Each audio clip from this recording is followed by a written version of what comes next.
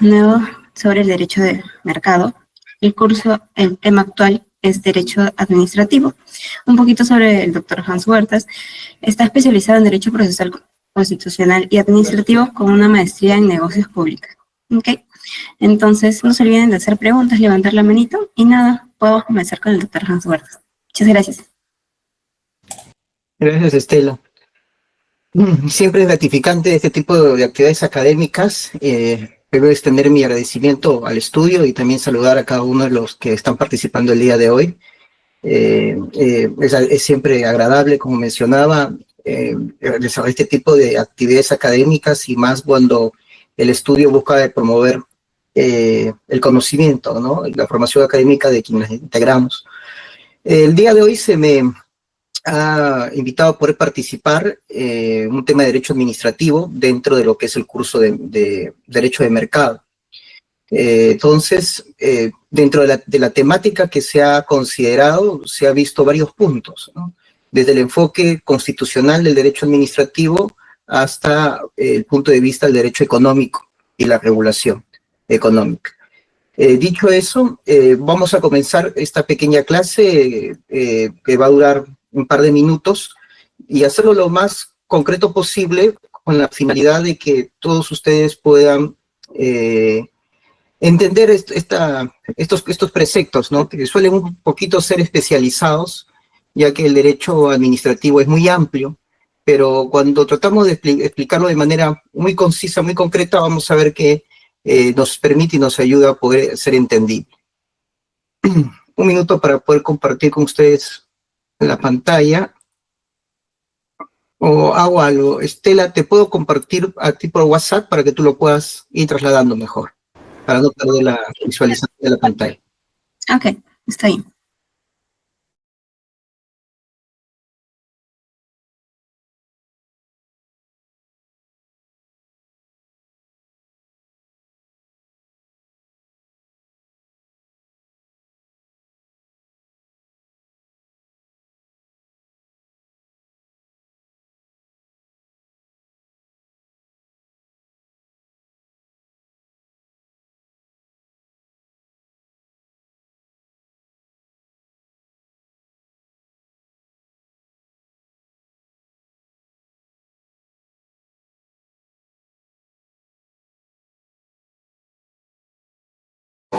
Hans, estás con el audio apagado. Bueno, mientras que se la va compartiendo la pantalla, les mencionaba de que vamos a comenzar esta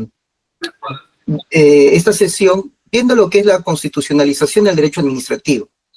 Durante los últimos años, en las aulas universitarias se ha comenzado a hablar de la constitucionalización del derecho.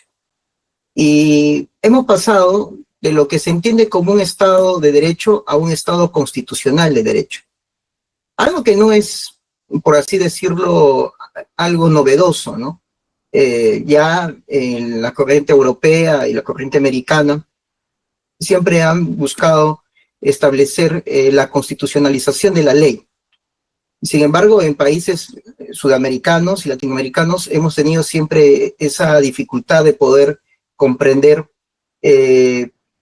por qué siempre se impera la ley sobre la Constitución. Y ese cambio de paradigma se ha ido evolucionando en el proceso del tiempo. Esto quiere decir que en el transcurso del tiempo los estudios del derecho se han volcado primero a entender su constitucionalidad, o sea, su sentido constitucional, para luego comenzar a ver el proceso legal, su regulación normativa. Y de eso no ha sido la excepción el derecho administrativo. El derecho administrativo también ha tenido su proceso de constitucionalización. El principio de legalidad, que se entendía en la ley 2744, que se entiende en la 2744, en el año 2001 tenía todavía un precepto de legalidad sobre respeto a la ley. Con el transcurso del tiempo y las modificaciones a la ley 2744, el principio de legalidad se fue transformando y el principio de legalidad tuvo otro primer impacto, que era el respeto a la Constitución y a las leyes. Y eso es lo que ha generado ese proceso de constitucionalidad del derecho administrativo. Y también ha comenzado a estructurar lo que nosotros conocemos como la constitucionalización del derecho. Podemos pasar, por favor, la primera, Mica, ayúdame ahí. Entonces, el derecho administrativo, como todas las ramas del derecho, todas las disciplinas del derecho, tiene cierta autonomía, pero su origen del derecho administrativo también nace o subyace en el derecho constitucional. Recordemos que la Constitución tiene dos puntos importantes. Bueno, yo siempre los he considerado así. La parte de los derechos fundamentales, donde se establecen todos los derechos y garantías del derecho de la persona, la dignidad y los derechos fundamentales, el artículo 2 y todos sus incisos, hasta el artículo 3 del numerus apertus de la Constitución, y una parte estructural, que habla del funcionamiento del Estado, la organización del Estado. Porque primero se construye el Estado para atender a los sujetos que le integran. Eso es lo que nosotros conocemos como el pacto social, ¿no? Ese pacto social que muchos hablan en ciencia política, cuando se leen a Montesquieu, cuando se leen a Rousseau, cuando se leen a distintos autores y filósofos, ese concepto de pacto social es lo que se traslada en la construcción de la sociedad, y la primera fuente de la construcción de la sociedad es la persona. O sea, nosotros nos unimos, nos constituimos como Estado para en conjunto atender intereses en común y también salvaguardar derechos en común. Y es ahí donde la Constitución política en su preámbulo habla de la dignidad de la persona. El respeto de la dignidad de la persona es el fin supremo de la sociedad. Y luego del artículo 1 pasa al artículo 2 y hace un catálogo de derechos, de libertades. Hasta incluso dentro de los incisos está el derecho de petición, de que toda persona tiene el derecho de ir a cualquier entidad pública o cualquier autoridad y solicitar de manera individual o colectiva. Eso es lo que dice la Constitución. Ahí vamos viendo de que el derecho administrativo va naciendo de ahí. Va naciendo de que el Estado se construye en base a la persona. Y a partir de esa premisa es donde comenzamos nosotros a entender, ¿no? El derecho administrativo, como todo derecho, nace de la Constitución y no se construye primero una Constitución hablando del Estado o de su organización, del Poder Ejecutivo, Legislativo, sino se construye el Estado a partir hablando de la persona, ¿no? Comienza así la Constitución política. Bueno, entonces en este proceso de constitucionalización nos dice, ¿no? Unos signos característicos del derecho administrativo en el mundo contemporáneo es su progresiva constitucionalización, o sea, buscarle la razón constitucional a las acciones de la administración pública.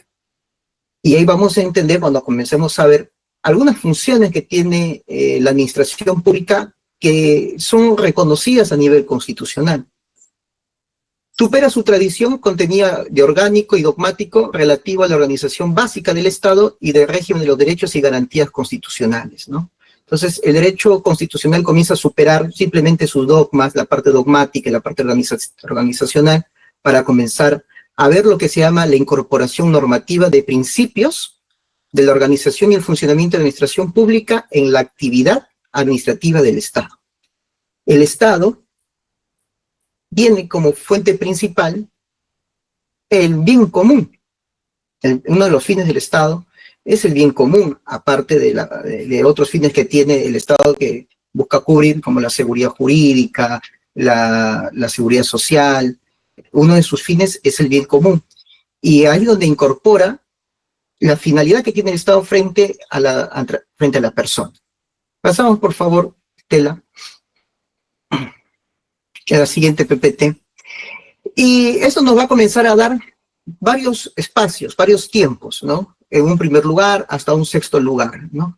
Entonces, el marco constitucional de derecho administrativo en la Constitución del 93 tiene 6 lugares.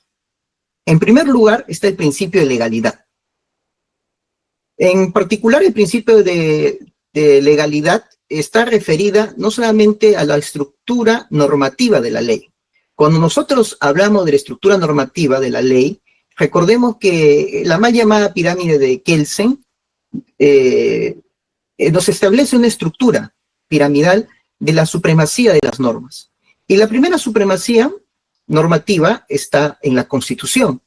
y de ahí después vienen las leyes, los reglamentos, las resoluciones, así, etc., etc., hasta la norma de menor jerarquía.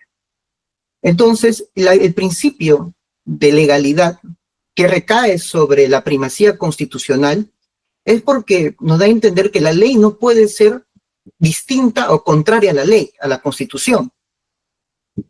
Y por eso también existen mecanismos constitucionales como la acción de inconstitucionalidad para declarar inconstitucional una ley que vaya contra la Constitución. Porque lo que se busca es una armonización. Y en la administración pública, una de las características es la sobreregulación de leyes.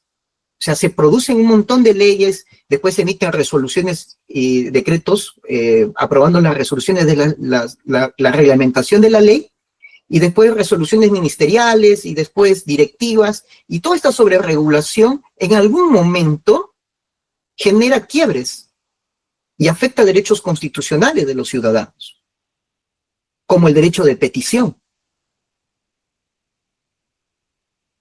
Un ejemplo, cuando alguien quiere ir a hacer un trámite de prescripción por papeletas que ya prescribieron, papeletas de tránsito que ya prescribieron, y presentas tu formulario o presentas tu documento, tu escrito, con todos los requisitos que dice la 2744, que es la ley de procedimientos administrativos general. Esta ley nos dice qué requisitos mínimos debe contener un escrito que se va a presentar ante una autoridad administrativa. Y asimismo, uno toma en cuenta lo que dice el TUPAP para identificar qué es lo que debes presentar cuando vas a ir a presentar una solicitud de prescripción. Pero ¿qué sucede? Que tú presentas tu solicitud bajo los lineamientos de la ley, pero la autoridad administrativa te dice, observado, cumpla con subsanar, presente la solicitud de acuerdo al formato. Ahí hay una obstaculización del derecho de petición. ¿Quién hace esa obstaculización? La autoridad administrativa. ¿Por qué? Porque quiere establecer y obligar al administrado a cumplir una formalidad que no es de fondo, sino de forma, y afecta el derecho constitucional de petición. ¿Y qué hizo el derecho administrativo? Adicional al derecho de petición, estableció otros principios administrativos, como el principio de informalismo. Y que ese principio de informalismo dice que la autoridad administrativa no debe denegar de manera preliminar las solicitudes de los administrados, sino aceptarlas y luego de ellas darles el conducto regular que puedan corresponder.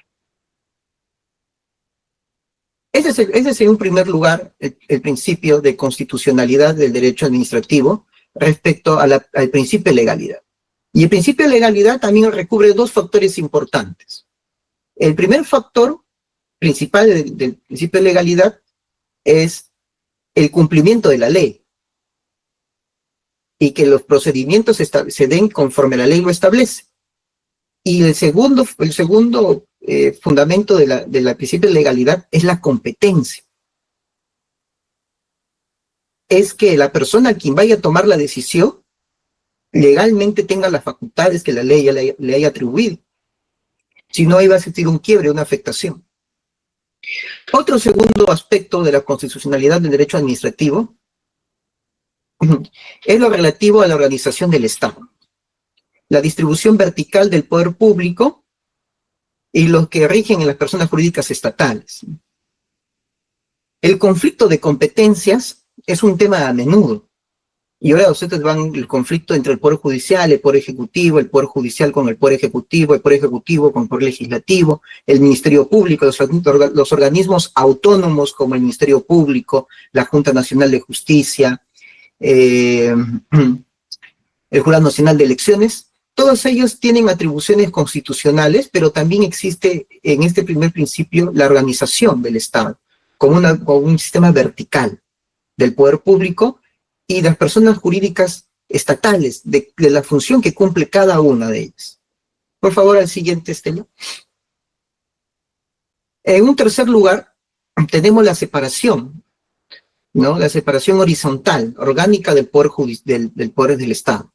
Y eso es importante, ¿no? Porque en un sistema constitucional, el derecho administrativo también respeta la parte horizontal. Y hemos visto las partes verticales, ahora las partes horizontales, que son principalmente la separación orgánica horizontal del poder público, ¿no? Y eso también, las limitaciones que existen dentro de ellas. En un cuarto lugar, el principio relativos a las funciones del Estado en ejercicio interorgánico dentro de la misma administración pública, como suceden a nivel de los ministerios, las unidades de funcionamiento del Poder Judicial, como por ejemplo las Cortes Superiores, las Fiscalías a nivel provincial, toda esa parte inter y intraorganizacional que permite, ¿no?, la estructura constitucional del derecho administrativo. En un quinto lugar están los principios relativos al interfuncional de los actos estatales y los actos administrativos, ¿no? Cuando vemos que la actuación de la administración pública, toda decisión que vaya a tomar la administración pública internamente, esté dentro de lo establecido en la Constitución, que esté dentro de los parámetros constitucionales y que busquen salvaguardar los intereses públicos. Y en un sexto lugar está el principio de control de la administración pública y la responsabilidad administrativa. Cuando nosotros vemos toda la funcionalidad del derecho administrativo, vemos que al final recae sobre quien toma la decisión, debe asumir las responsabilidades de las decisiones que toma. Entonces, en un marco constitucional, el derecho administrativo está conformado por principios que vamos a ir analizando poco a poco. Pasamos, por favor. Entonces, este principio de legalidad a nivel constitucional, que es un factor importante, y hago la parte del derecho económico, el principio de legalidad no solamente está en que el sistema jurídico establezca reglas de conducta a los sujetos, sino que estas reglas de conductas no puedan obstaculizar derechos fundamentales. No sería propio que un procedimiento administrativo o leyes que establezcan un procedimiento puedan obstruir derechos. Y es ahí, por ejemplo, donde suelen pasar lo que se conoce como las barreras burocráticas, ¿no? Las barreras burocráticas que constituyen aquellas afectaciones de la administración pública que obstaculizan el acceso del derecho del administrado. Y ahí entra el principio de legalidad. O sea, la legalidad no solamente está en un concepto formal, un concepto material de la actuación de la administración pública conforme a la ley, sino que la ley que se vaya a ajustar no restrinja o limite derechos fundamentales. Su principal función es limitar el poder y asegurar el sometimiento del derecho a través de un sistema de justicia administrativa. La acción administrativa debe someterse a la totalidad del sistema normativo, principalmente a la Constitución. El principal límite de la actuación de la administración pública es la misma legalidad. El que va a poner el freno a la actuación, que va a repeler las conductas arbitrarias excesivas de la administración pública es la misma legalidad. Pero la legalidad, para que pueda tener un marco constitucional, debe mantener esa relación. Ya no puede existir un divorcio entre la ley y la Constitución. Luego vemos que existe la participación de la administración pública en los procedimientos administrativos y la gestión de los servicios públicos, ¿no? Cuando nosotros fundamos un Estado, el Estado se funda para atender necesidades en común. Y dentro de esas necesidades en común están los servicios públicos. Los servicios públicos son los que siempre van a permitir de una u otra forma que los ciudadanos puedan acceder a ciertos servicios como servicios de luz, agua, telefonía, gas, y también servicios que el Estado no ha priorizado, como la educación, como la salud, como los medios de comunicación, la infraestructura. Entonces, decir legalidad sirve como un accionante para que el Estado pueda accionar, pero también como un repelente, como un control. Es una solución de contrapeso, de factor producto y al mismo tiempo de limito, para que no vayan más allá de la ley de restringir. Pero puede ser alcance más allá que todos obstaculicen derechos fundamentales de los administradores. Por favor, Estela. Entonces, el derecho administrativo como derecho constitucional tiene la función, el control de la constitucionalidad de la administración, es decir, que controla también el cumplimiento del sistema de valores de la Constitución. Y hay algo muy interesante en esto, porque a lo largo de los años hemos visto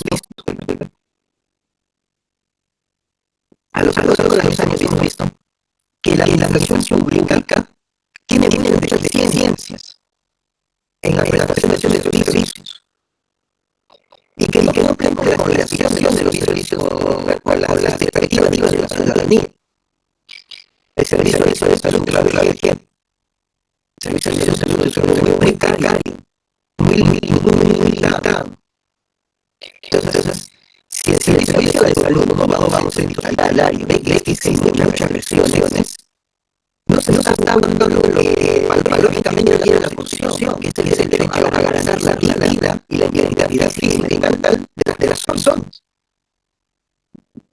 Hay un caso en Colombia en la cual una madre demandó al Estado colombiano, precisamente al sistema de salud, porque su hijo no recibía un tratamiento de rehabilitación. Y los diagnósticos que le daban eran muy precarios, porque siempre daban cierto tiempo y cuando llegaba el diagnóstico su hijo estaba en otra condición, o sea, no se tomaba de manera oportuna. Y lo que hizo fue demandar al Estado. A través de una acción de amparo, exigió que se le reconozcan los derechos fundamentales a la salud en un servicio de atención pública. Y el juez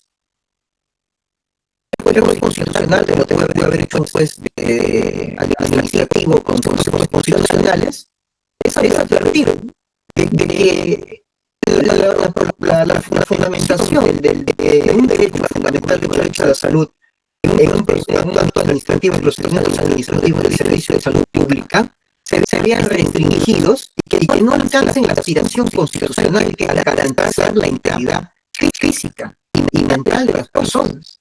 ¿Y qué hace el juez constitucional en Colombia?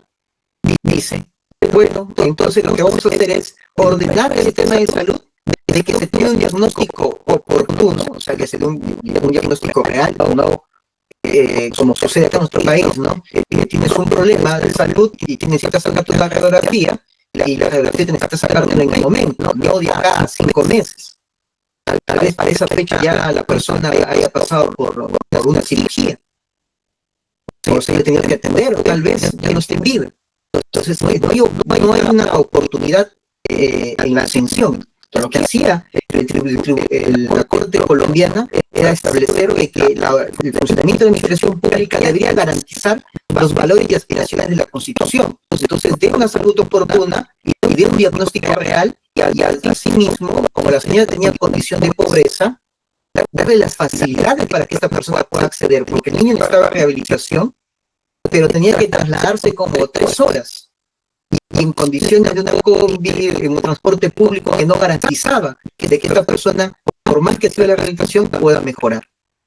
Lo que hizo el tribunal fue ordenar de que sea un servicio completo, no un servicio del Estado a medias, porque el Estado es el que está prestando el servicio. Entonces el Estado cumple un rol prestacional de acuerdo a los alcances que le da la Constitución, y también lo vamos a ver cuando veamos el tema económico, pero directamente en el derecho administrativo, en los servicios como educación, salud y infraestructura, que son y seguridad, que son los pilares de las prestaciones que el Estado asume por sí, porque lo que busca el Estado es garantizar el sistema de educación y garantizar un sistema de salud, pero no siempre pues son idóneos. Entonces, estas aspiraciones del derecho administrativo no puede emitirse una ley general de salud, no se puede emitir después un reglamento a la Ley General de Salud y directivas que vayan contra los derechos de las personas y pongan limitaciones. Como por ejemplo, señor, usted no puede ingresar en emergencia porque no tiene su DNI a la mano. Señor, usted no puede entrar por emergencia porque no está inscrito al CIS. O no tiene condición no está en el servicio de salud. Entonces, no pueden existir esas barreras, porque se entiende que el derecho administrativo va a la par.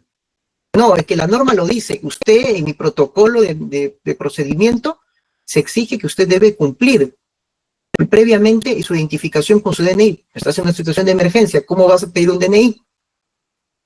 No, pero dice el protocolo, no te puedo ingresar, no te puedo dejar. Usted no figura en el CIS.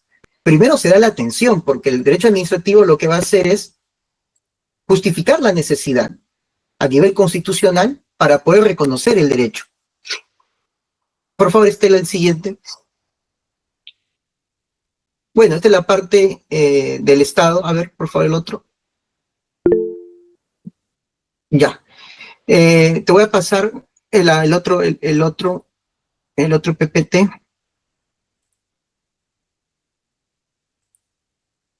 Para poder pasar a la siguiente parte.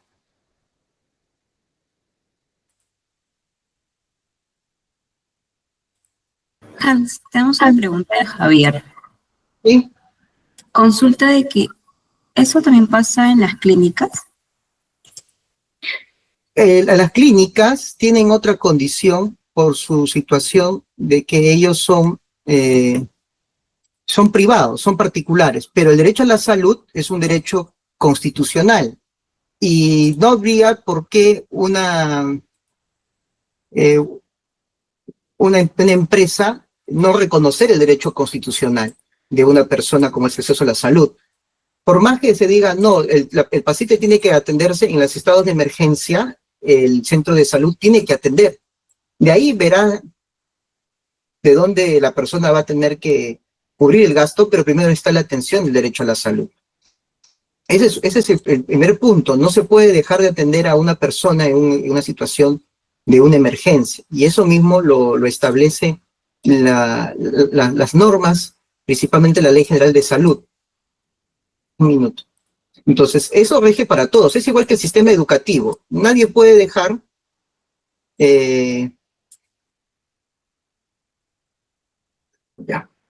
Nadie puede dejar de recibir un servicio educativo, nadie puede ser discriminado por un factor económico, social, de recibir el servicio educativo.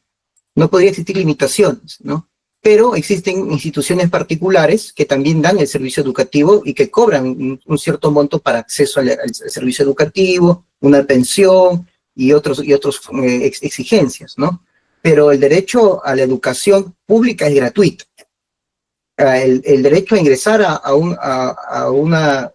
centro educativo particular es en medida de lo que tú puedas cubrir los pagos, pero no podrían discriminarte por otro factor, ¿no? Tú podrías tener el acceso mientras que tú puedas cubrir con los pagos que ellos exijan. Incluso en la parte económica, en un momento Indecopi comenzó a ver los cobros, ¿no? de las membresías que pagaban en los colegios particulares, que eran las cuotas extraordinarias de admisión, que eran hasta en dólares, ¿no? $3,000, $5,000, $8,000 de cuota de ingreso a la institución educativa. Y esto a través de un procedimiento en Indecopi se comenzó a entender si tenías que pagar una membresía por poder ingresar a una institución educativa. Bueno, ese es un tema de consumidor que no es un tema que vamos a desarrollar el día de hoy, pero vemos que también los factores de derechos fundamentales frente a las actividades comerciales. Ahí te he vuelto a compartir. Por favor, pásalo hasta que te avise sigamos. Ahora sí.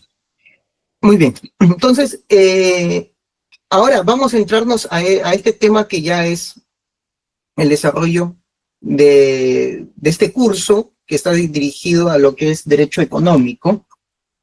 Y, por favor, la siguiente, Mica, por favor. Vamos a ver acá ya lo que es el derecho administrativo. Entonces, hemos visto que el derecho administrativo, desde su plano constitucional,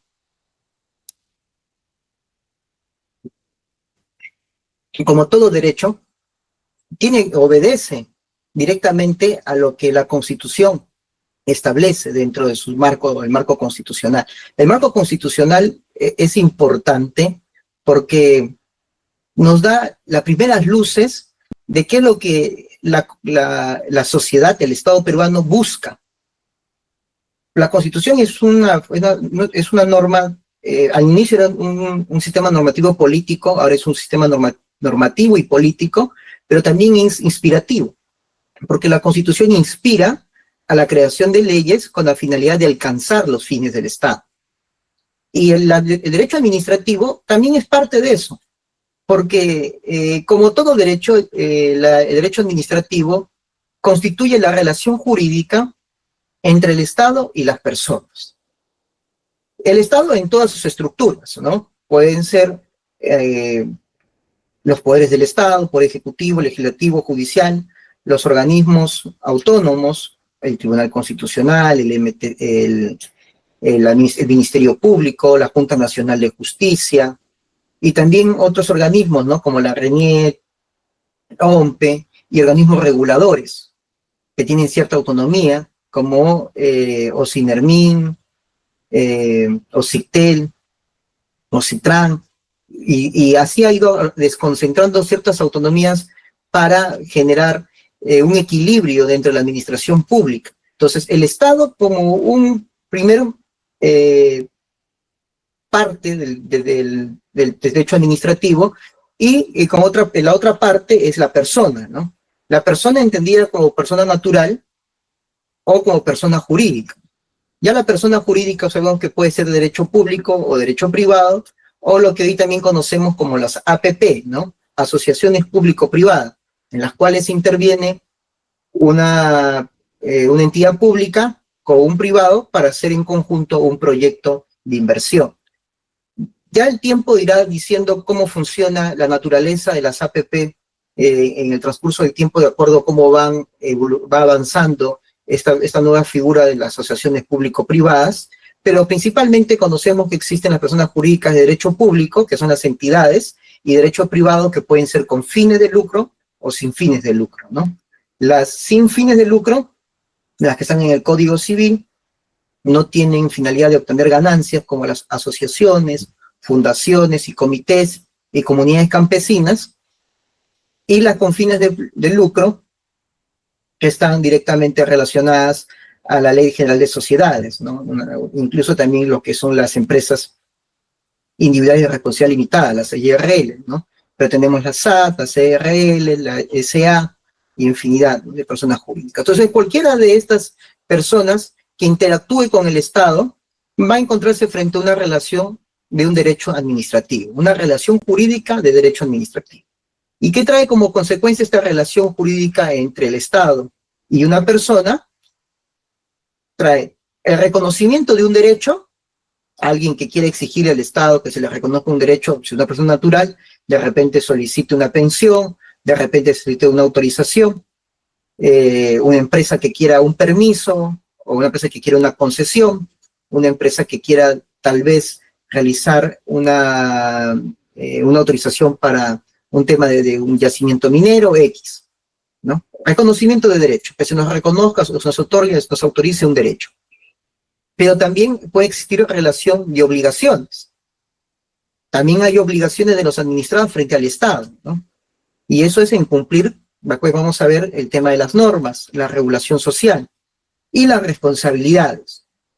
Toda consecuencia, ya sea del Estado, que no cumpla con sus fines, un funcionario público que no cumpla con lo que el Estado exige, con lo que exige la norma, va a asumir una responsabilidad. Aquel administrado o aquella persona que no cumple con las disposiciones normativas va a asumir una responsabilidad administrativa, ¿no? De ahí vienen las multas, las sanciones administrativas a partir de esta relación jurídica. Entonces, esta relación jurídica entre Estado y persona, sea natural o jurídica, es con la finalidad de constituir un derecho, una obligación o una responsabilidad. La obligación es lo que todos tenemos que hacer, mientras que lo hagas, no va a haber ninguna consecuencia. La responsabilidad es la consecuencia del incumplimiento de la obligación.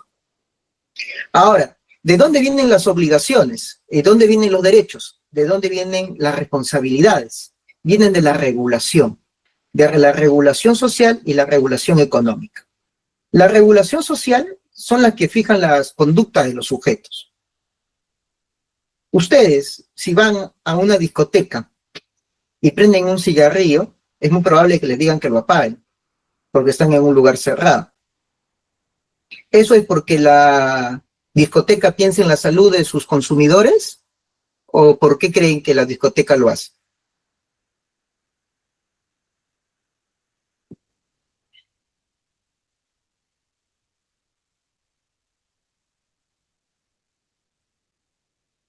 ¿Ah?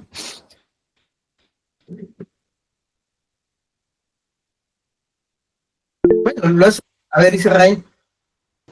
Por la normativa, doctor. Porque hay una exigencia, hay una ley que les dice no fumar en lugares públicos cerrados. No es porque la discoteca tranquilamente, antes de que esta ley exista, las discotecas tenían muchas ganancias por la venta de cigarrillos. Pero está prohibido la venta de cigarrillos en lugares cerrados. Esa es una regulación social, nos establece una obligación. Con el mismo tema del tabaco y el cigarrillo, también hay una prohibición. No se puede vender o comercializar un cigarrillo. Si alguien quiere comprar un cigarro, tiene que comprar un blister de 10. O un paquete, una cajita de 10 cigarrillos. Esa es una obligación de derecho administrativo, que te dice, usted no puede vender de cigarrillos por unidad, tiene que venderlo de esta forma. O cuando se hace la publicidad, sobre publicidad de venta de bebidas alcohólicas, el rotulado. ¿Qué dice rotulado? ¿No? Beber bebidas alcohólicas en exceso es dañino para la salud. ¿Eso lo hace la empresa porque quiere?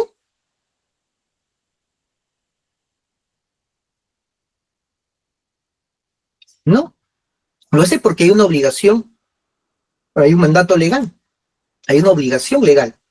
Entonces, esa es la regulación social. Regula las conductas de los sujetos necesariamente para evitar buscar el orden público, la paz social, la tranquilidad y la salud pública. No dentro del orden público, la paz social, la salud pública, que son intereses colectivos, son intereses generales, se establecen estas reglas de conducta. Por eso, el derecho administrativo reconoce derechos, establece obligaciones y determina responsabilidades a partir de la regulación, sea social o sea económica. Económicamente, también el derecho establece las normas que dicen nadie puede concertar precios y afectar a los consumidores. No se pueden juntar dos empresas a decir, bueno, nos juntamos y nos ponemos los dos en un común acuerdo para poner el precio, poner promoción. Entonces, de esta manera, vamos nosotros a mantener el precio y como no va a haber una oferta que exija algo mejor, entonces van a tener que comprar entre uno o el otro. Hay concertaciones. Entonces, también hay regulación económica que rompe estas situaciones en el mercado y fallas económicas. Por favor, el siguiente, Fer. Entonces, cuando ya nos vamos adentrando al derecho administrativo económico, entendemos que el derecho administrativo como la relación jurídica entre el Estado y las personas con la finalidad de reconocer derechos, establecer obligaciones y determinar responsabilidades entre el Estado y las personas a partir de la regulación normativa, sea de carácter social o sea de carácter económico. Cuando ya entramos a un factor de carácter económico, vemos la implicancia que tiene en el mercado. Entonces, previamente tendríamos que entender qué es el mercado. Para entender lo que es el derecho económico, tendríamos que entender qué es el mercado, ¿no? Y el mercado, en líneas generales, dependiendo ya lo que ustedes puedan más adelante investigar o leer, el mercado es un espacio de transacción de bienes y servicios. El mercado es un espacio de transacción. El mercado permite la movilización de la riqueza y permite la movilización de los factores económicos. Es un espacio de transar, de traslado de bienes y servicios. Y es ahí donde comenzamos a ver y nos vamos a remontar principalmente a lo que hablamos de los principios constitucionales. ¿Qué mercado tiene, o qué visión económica, no mercados, qué visión económica tiene la Constitución para que el derecho administrativo pueda regular este derecho económico? Entonces, tenemos que partir y trasladarnos hasta la Constitución. Y para trasladarnos hasta la Constitución tendríamos que ir hasta el artículo 58 de la Constitución que dice, ¿no? La iniciativa privada es libre y se ejerce en una economía social de mercado. Bajo este régimen, el Estado orienta el desarrollo del país y actúa principalmente en las sedes de promoción del empleo, salud, educación, seguridad, servicios públicos e infraestructura. Esto quiere decir que la Constitución ya tiene un valor, o sea, tiene una base de valor en el aspecto económico y ha elegido como base de su valor el ejercicio de la economía social de mercado, que se entiende como libre mercado. Pero al decir que es libre mercado con un factor social, lo que busca es un sistema de una protección. Una protección en el sentido de garantizar que el mercado no vaya a afectar a la comunidad, no vaya a afectar a la sociedad, sino que es un mercado alineado a los preceptos sociales, que vamos a ir viendo cuando les diga el enunciado normativo de la Constitución más adelante. Entonces, la pregunta es, ¿solamente existe un sistema de valórico de la economía? No. En líneas generales o en teoría nos dicen que existen dos líneas de creación de la economía, ¿no? La del estado de bienestar y la de libre mercado. La del estado de bienestar es cuando el Estado interviene en los procesos económicos. El Estado interviene en el mercado, es el que pone las reglas de los precios, fija los precios, fija los mecanismos de producción, estandariza todo. O sea, el Estado asume un rol empresarial, asume todo un protagonismo en la medida de que el Estado es el que fija los precios, fija la producción, fija los canales de venta, fija todo. Es un estado de bienestar. El Estado entra a tallar en todo el sistema del mercado. Mientras que la otra figura es la de libre mercado. La de libre mercado y la libre competencia nos dice que el mercado es el que regula el sistema económico. No el Estado, sino el mismo mercado. ¿Y cómo se regula el mercado? Por la oferta y la demanda.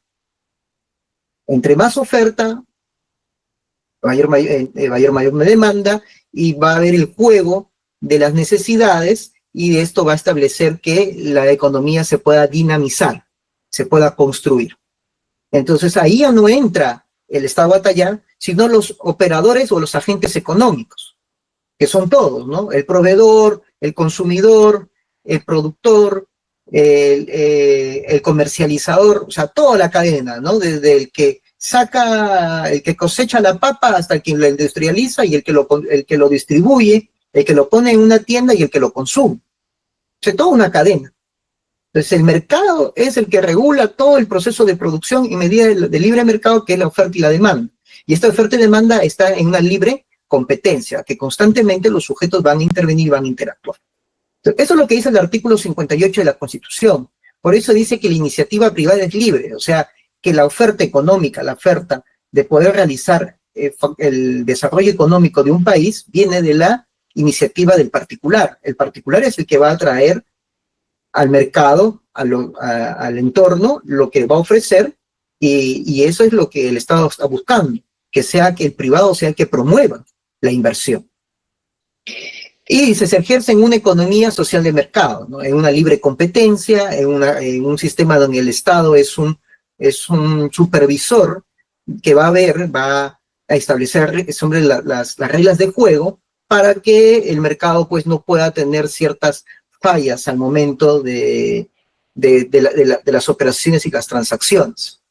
Pero el Estado se reservó, como les decía, algunos áreas de promoción, ¿no? Como el empleo, la salud, la educación, la seguridad y los servicios públicos e infraestructura. Eso los ha asumido el Estado como suyos, pero tampoco he dicho que son exclusivos, porque ustedes saben que el servicio de educación puede ser pública o puede ser privada, el sistema de salud puede ser pública o puede ser privada, y también, ¿no? Ahora, el tema de seguridad, el Estado da un servicio de seguridad, da el tema de garantizar a través de la Policía Nacional del Perú, los gobiernos subnacionales con los serenazgos y toda la estructura, pero también hay empresas que prestan servicios de seguridad.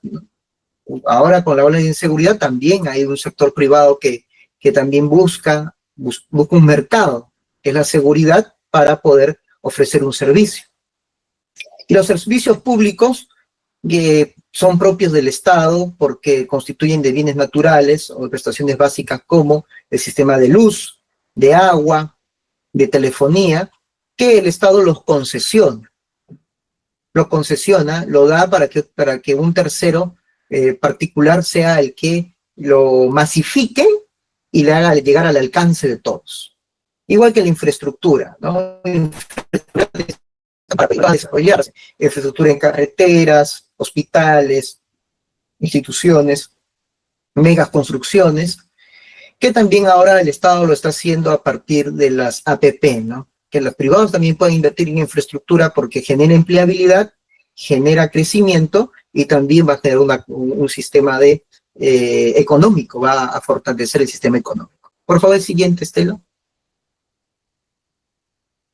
Entonces, el derecho administrativo económico tiene 5 puntos importantes que se pueden revisar. Yo he considerado solamente ver el tema de la regulación económica porque todas ellas tienen sus particularidades. El derecho económico administrativo tiene particularidades en cada una de ellas, como vamos a ver de manera general ahora, pero esas demandan un entendimiento muy especializado por los distintos conceptos y preceptos que se dan en estos escenarios. El primero es la regulación económica. Cuando hablamos de la regulación económica, hablamos de un conjunto de normas y principios que el Estado impone a la actividad económica para garantizar la competencia, la protección del consumidor y la estabilidad del mercado. Se aplica en sectores de telecomunicaciones, energía, transporte, salud y banca. Lo que hace la regulación económica es decir el Estado, muy bien, sector privado, tú tienes el derecho de poder hacer la iniciativa privada, de constituir tus empresas, de masificar el mercado, de poder dar los servicios a la ciudadanía, que tal vez el Estado no los puede dar por cuenta propia, pero el mercado exige, existe una oferta, ¿no? Si hubieran tantos hospitales públicos y con cierta buena infraestructura, con buenos médicos, con todas las condiciones, no habría necesidad de ir a una clínica. Entonces, como no hay esa situación, hay una situación de carencia o precariedad, la oferta exige de que un particular sí se destine a prestar estos servicios. Y aparecen las clínicas, aparecen las instituciones educativas, aparecen las empresas de transporte privadas, aparecen las empresas de comunicaciones y demás. Entonces lo que va a hacer el Estado es poner reglas de juego. Eso es lo que existe en la regulación económica. Lo que va a hacer es imponer reglas de juego para que la dinámica de la economía y del mercado no puedan generarse situaciones abruptas de competencia desleal, colusiones, concertaciones y afectaciones a los derechos del consumidor. Entonces la regulación económica busca, de cierta forma, establecer parámetros. Y ahí es donde comienzan a aparecer los agentes reguladores, o Sinermin, o Sictel, o Citran, y también aparecen otros organismos reguladores como la Superintendencia de Banca y Seguras, la SBN. También aparecen otros mecanismos como la SUNEDU, que es otra superintendencia que ve la calidad educativa. Ahí comenzamos a ver la regulación económica con sus conceptos factores, ¿no? Muy bien, tú quieres establecer una universidad o prestar servicio de educación superior, a nivel universitario, entonces tienes que cumplir con mínimamente ciertas reglas de juego. Y estas reglas de juego exigen que tú cumplas con ciertos estándares, porque toda la competencia tiene que estar equilibrada. Más allá de cada uno ponga su oferta y su demanda de cada universidad particular quiera ofrecer su servicio y ofrezca y diga yo tengo mejor plano docente, mejor infraestructura, todas las universidades deben cumplir un estándar mínimo, base. De ahí lo que ustedes ofrezcan al mercado es otra condición, porque ellas serán las reglas de su manejo comercial. Entonces el Estado pone reglas de juego, por eso creó la SUNEDU. La SUNEDU pues no debe tener más de 10 años, debe tener cerca de 10, 11 años, no más. Pero antes de esto, las universidades privadas y públicas se regían directamente por la Asamblea Nacional de Rectores. Cuando se crea la SUNEDU y el Estado asume a través del Ministerio de Educación, crea una superintendencia con mucha autonomía para supervisar, licenciar a las universidades, comienza a revisar que las universidades cumplan con los estándares mínimos y que estas exigencias no afecten O sea, que se cumplan las condiciones mínimas para que no se afecte el servicio educativo de sus consumidores, en este caso de sus estudiantes. Y ahí vimos pues que muchas universidades no cumplían con los estándares mínimos. Era una economía muy abierta, pues, en un mercado muy abierto en educación, sin control. Por eso que se estableció una superintendencia como la SUNEDU, y de igual forma existen las funciones que hace la SBS con el sistema financiero, con el ingreso de nuevos bancos, ¿no? Por ejemplo, ahora está a punto de cerrar Scotiabank y va a entrar el Banco Santander a comprar la cartera de Scotiabank, y vamos a ver de cómo se maneja pues la dinámica, ¿no? Donde existen también grupos bancarios que tienen cierta clientela y tienen mucho predominio en nuestro país, pero que su capital no va a superar en suma de ambos el capital de un banco extranjero como es el Banco Santander. Y ahí entra la competencia entre ambas, pero la regulación, la estandarización y todo lo demás lo establece directamente la superintendencia, ponen los límites, ponen las reglas de juego. Si no, imagínense, pues cualquiera podría poner una universidad, cualquiera crea una financiera y después dice que es un banco. No, el Estado, si bien no interviene en el factor económico, no tiene iniciativa empresarial, como le dice la Constitución en su artículo 60, dice, ¿no? El Estado reconoce la pluralidad económica y la economía nacional se sustenta en la coexistencia de diversas formas de propiedad y de empresa. Y solo, autorizado por ley expresa, el Estado puede realizar subsidiariamente actividades empresariales, directa o indirecta. Razón a ello al interés público o de manifiesta conveniencia nacional. Es lo que dicen. Entonces, el Estado solamente puede realizar bajo una situación de necesidad pública imperante una actividad empresarial. Ahora, que el Estado tiene algunas empresas, efectivamente, el Estado tiene dentro de su línea empresas pues como Petroperú, Corpa y otras, ¿no? Pero son porque hay la necesidad, el sector privado nadie ha querido invertir en esa figura, y si invierte, entra a competir con el Estado, y el Estado no puede pues poner por su propia cuenta un precio menor y afectar al particular, porque el Estado, al crear su empresa, también se sujeta a las reglas de los mismos reguladores. Los reguladores a lo que buscan es el equilibrio en el sistema económico. O sea, una empresa de venta de combustibles, como lo es Petroperú, y las empresas privadas, como Rexol, como Primax y otras, que pertenezcan al sector privado, tienen que manejar precios equiparables. Y eso se maneja a través de informes técnicos, de análisis económicos a nivel internacional, de la subida y bajada del precio del petróleo. Y eso va a permitir de que de repente el Estado creando una empresa no pueda afectar a la libre competencia. Y vamos a verlo también, porque hay el caso, para no salirnos de acá, el caso, por ejemplo, de las veterinarias. Hace un par de años se multó a la municipalidad de Ventanilla, que tenía una veterinaria, Indecopi lo multó, ¿no? Indicando de que se daba un tema de una descompetencia desleal, porque la municipalidad podía tener una veterinaria, pero no podía prestar todos los servicios como lo hace una veterinaria particular. Entonces lo que hace es, afecta, la municipalidad haciendo una actividad empresarial sin sustentar cuál es la necesidad, porque existen veterinarias privadas que prestan el mismo servicio. E incluso sus precios de la veterinaria municipal están por debajo del precio del mercado. Entonces, esa situación se analizó y se comenzó a ver hasta qué límite las veterinarias municipales podían realizar actividades comerciales.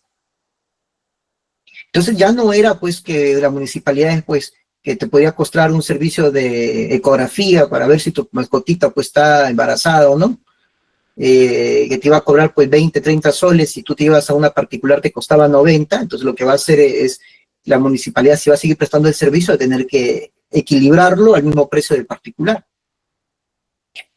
Porque esa parte principalmente de la dinámica del mercado y de la actividad empresarial del Estado es muy cuestionable. O sea, el mismo Tribunal Constitucional, los mismos organismos como Indecopi, siempre se discute, es un tema de mucho debate. De ahí tenemos el tema de las concesiones. El derecho económico también ve las concesiones y ve las concesiones como aquellos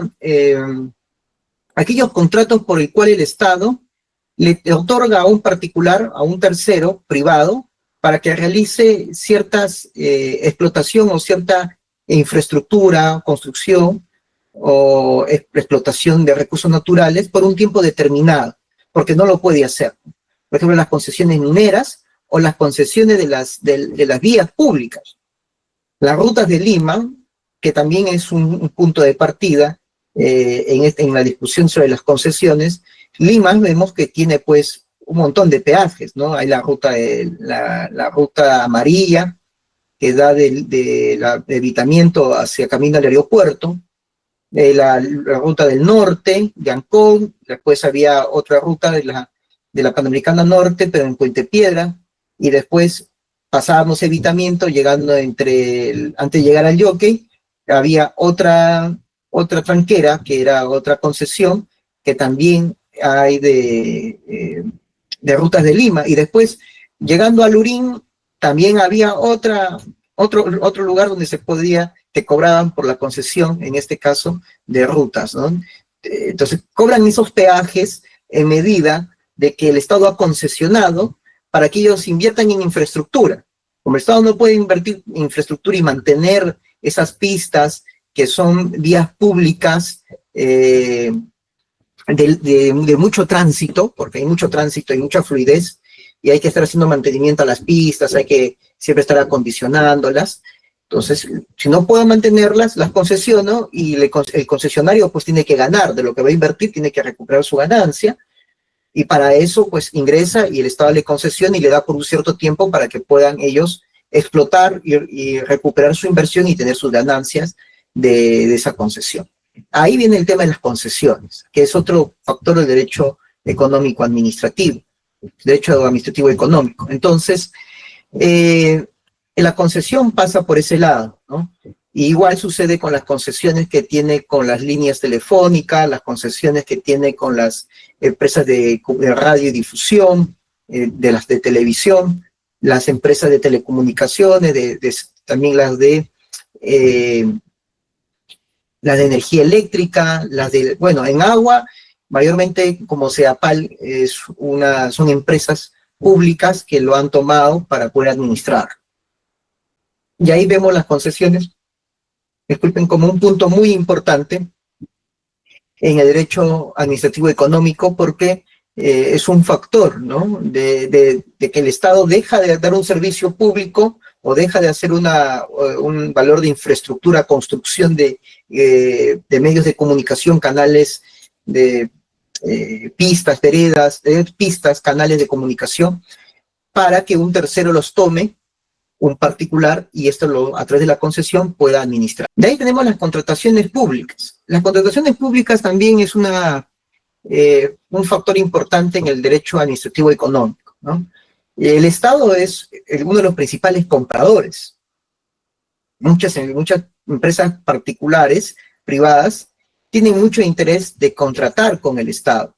Y ese es un punto muy importante, porque en medida de que el Estado contrate con ellos, el Estado es un buen cliente, paga bien, compra en cantidades enormes, y eso le parece interesante y atractivo al empresariado. Pero la contratación de Estado de bienes y servicios, ¿ya?, es porque necesita operativizar. O sea, el Estado, para que pueda funcionar sus distintos niveles, necesitan desde un lápiz hasta la construcción de un hospital, de un edificio, una edificación, de una pista o algo. Entonces, lo que hace el Estado es contratar. Y la regla de la contratación pública se establecen o se rigen principalmente por la ley de contrataciones con el Estado. Esta ley de contrataciones con el Estado tiene el alcance nacional, pero sabemos que el Estado también puede contratar con otros países. La ley de contrataciones con el Estado ha ido en mejora con el transcurso del tiempo. Hemos ido viendo de cómo el Estado ha ido tomando ciertos espacios en la contratación, que hemos pasado de licitaciones a subastas, a compra LOPE, y hacía distintas figuras de contratación, homologación, fijación de precios, hasta ahora ver estandarización de tipos de contrato a nivel internacional. O sea, lo que se busca con la contratación pública es buscar que se pueda optimizar los recursos del Estado de manera eficiente, eficaz y transparente. Por eso existe una ley de contratación pública. La ley de contrataciones con el Estado, que recién hay una nueva ley que ha salido y se ha reglamentado, lo principal que se ve son las mejoras en la optimización. O sea, hay que hacerlo más eficiente, tanto la compra, porque no demore mucho, como también la calidad de lo que se compra. Entonces, ya poco a poco, con todas las experiencias que ha ido viendo el OCE y otras entidades públicas, han ido viendo de que esto se puede mejorar. De ahí está la libre competencia y la defensa del consumidor. Y acá pues hay un punto muy importante, ¿no? Dentro de las reglas del mercado, entre las reglas de juego del mercado está la libre competencia. El Estado señala también en la Constitución política que se prohíben pues los monopolios y los oligopolios, ¿no? Esto con la finalidad de que se pueda generar una libre competencia. El Estado facilita, artículo 61 de la Constitución, el Estado facilita y vigila la libre competencia. Combate toda práctica que limite el abuso de posición dominante o monopólicas. Ninguna ley ni concertación puede autorizar ni establecer monopolios. Eso es lo importante. El Estado, a partir de esta figura de la prohibición de monopolios, busca de que el mercado se vuelva dinámico, de que la oferta y la demanda exista. Pero hemos visto, y como les mencioné, hay concertación. Hay concertaciones hasta para poner el precio del papel higiénico, como para el precio del aceite y distintas formas. Incluso el mismo Indecopi comenzó a sacar publicidad, ¿no? En el tema de la integridad empresarial. Cuando las empresas se reúnen, me acuerdo del comercial, ¿no? De una secretaria que denunciaba de que su empresa o el gerente de su empresa se reunía con la otra empresa para comenzar a concertar los precios. Entonces ahí se veía mucho el tema de la libre competencia, porque la afectación a una libre competencia, o cuando se daba una afectación a esta figura, el principal afectado es el consumidor, porque va a tener que pagar de más o porque va a recibir un producto de muy mala calidad, y todo porque porque empresas se han puesto pues en prácticas de eso. Este tema de libre competencia y de hecho el consumidor, imagino que también lo van a tener en esto de manera más profundizada. De ahí una pregunta, discúlpame por interrumpirte, Javier. ¿Qué es la práctica anticompetitiva de los carteles? Eso cuando las empresas principalmente ya se crean bloques para poder fijar precios y también establecer de una u otra forma figuras en la calidad del producto, ¿no? Los cárteles ya se van armando en grupos de empresas que transan o llegan a acuerdos en conjunto para poder fijar ciertas figuras, ¿no? Este tema es muy interesante, pero creo que ustedes lo van a desarrollar de manera más amplia, me imagino en otro tema que deben tener acá, en ustedes dentro de este curso, ¿no? No sé, Estela, si ustedes lo han considerado, algún tema sobre libre competencia. Leonardo. Sí, justo, Hans, estoy escuchándote atentamente. Y bueno, yo particularmente voy a ver un poquito de eso, pero Si me permites, claro, lo que has respondido está correcto, ¿no? Las prácticas colusorias, llamadas o bastante conocidas como cárteles, se dan en dos variantes principalmente, ¿no? Las prácticas colusorias horizontales y las verticales, ¿no? Dependiendo, digamos, el esquema o la estructura en la cual se encuentren los agentes económicos, ¿no? Y básicamente no se puede haber, digamos, concertación de acuerdos, ¿no? O concertación o acuerdos, más bien dicho, en los cuales pues los agentes económicos, las empresas se ponen de acuerdo, ¿no? Ya sea, digamos, al mismo nivel, por eso se llaman horizontal, entre competidores, o dependiendo si es que es vertical, que son parte de una cadena, ¿no? Y se pueden fijar precios o se pueden fijar mercados, ¿no? Ya sea de manera geográfica, por ejemplo, yo me reparto, no, yo voy a competir en Piura y tú en Arequipa, tú no vengas a Arequipa y tú no vengas a Piura, entonces básicamente, a grosso modo, de eso se trata los cárteles o las prácticas colusorias horizontales o verticales. Luego yo te tengo una pregunta, ya me la estaba guardando y la dejo de acá un momento. Ya, genial. Bueno, ahí como dijo Leonardo, van a tener una ahí, Leonardo les va a profundizar, y efectivamente de eso se trata, ¿no? La concertación de empresas o de agentes económicos para favorecerse entre ellos, ya puede, como lo ha dicho, repartirse espacios geográficos o fijar precios. De ahí vamos a ver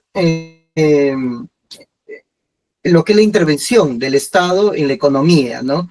El tema de los subsidios. ¿En qué momento el Estado puede subsidiar?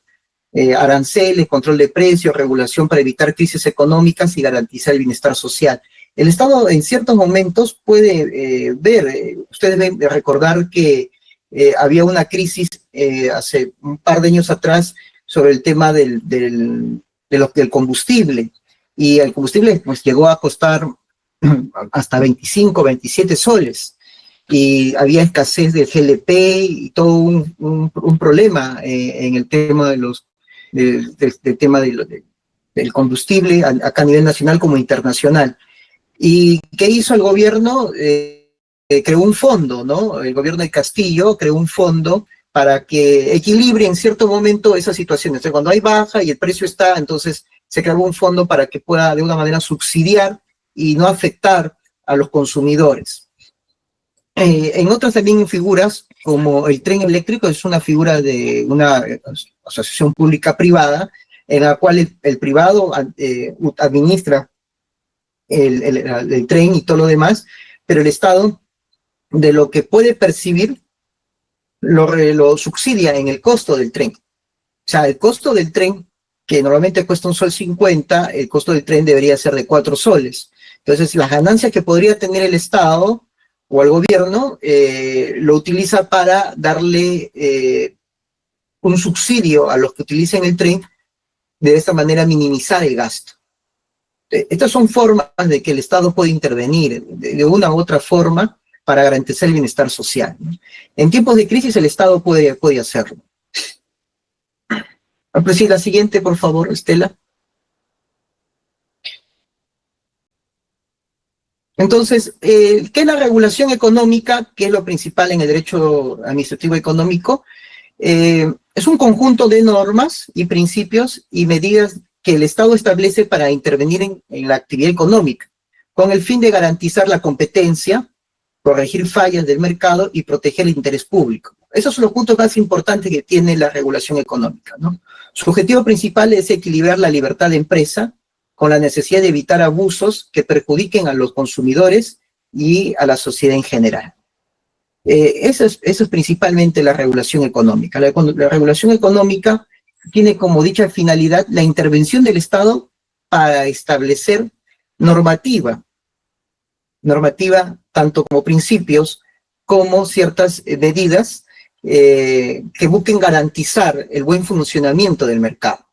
Por eso habla de la competencia, ¿no? Si no hay competencia, el mercado va a comenzar a fallar porque no va a haber oferta y demanda y se puede pues generar. Por eso que se habla de evitar las prácticas monopólicas, ¿no? De que una empresa, y eso es un tema muy discutido cuando incluso se da en un momento que se habla de las cadenas de boticas, ¿no? Que la empresa comienza a comprar las boticas y poco a poco ya no va teniendo competidores. Y al no tener competidores, eso se presta de que él pueda establecer libremente el mercado. Pero para eso también tiene que ver ciertas situaciones en las cuales el Estado tiene que intervenir y decir no. Igual lo mismo sucede en corregir fallas del mercado, ¿no?